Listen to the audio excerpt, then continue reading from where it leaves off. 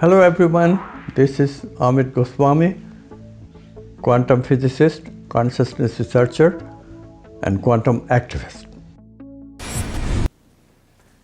So the ego self is reasoning, continuous, determined, linear, local, personal, all this that is very familiar to you. Quantum self also you can imagine, because this is the unlimited one. This is the one where quantum processes can find expressions. So it's creative with its quantum leap, discontinuous transition, discontinuous collapse. Discontinuous, synchronistic. Synchronicity is a word that Carl Jung coined for acausal coincidences, events taking place different places and different times, but without any causal connection, apparent causal connection between them. In other words, without any material signals. So how are they connected? Now we have a model for it, quantum non-locality.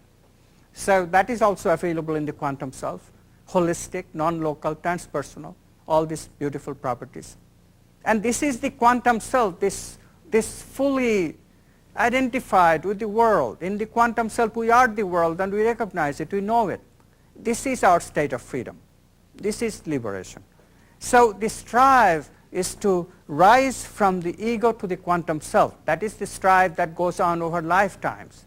Life and death and life and death, this whole karmic wheel of samsara, as the Easterners would call it.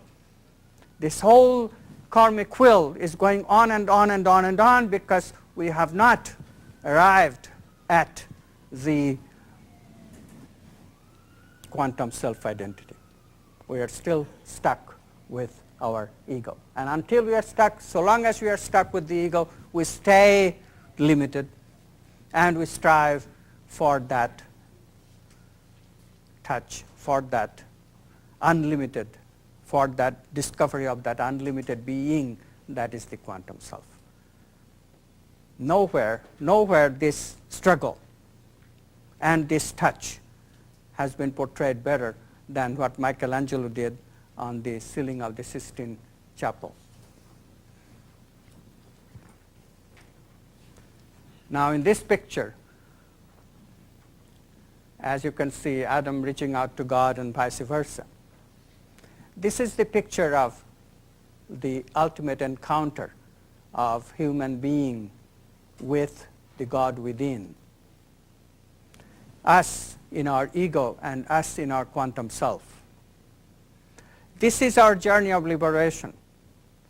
This happens with glimpses in the creative quantum leap. This happens every now and then when we learn something. This happens now and then when we have created a piece of music, discovered a scientific law, or written a poem, or done that wonderful catch on the baseball field.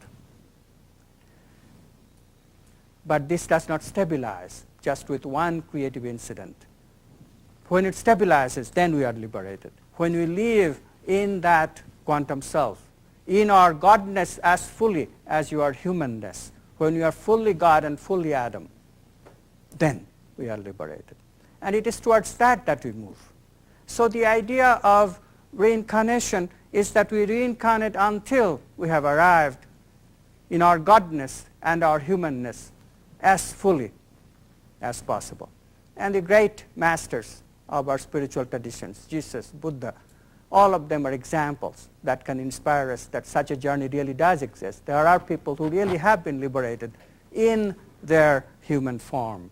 They have been fully God and fully human in this very earth, in this very earthly form. And this is what inspires us to arrive at our full potential in this very birth.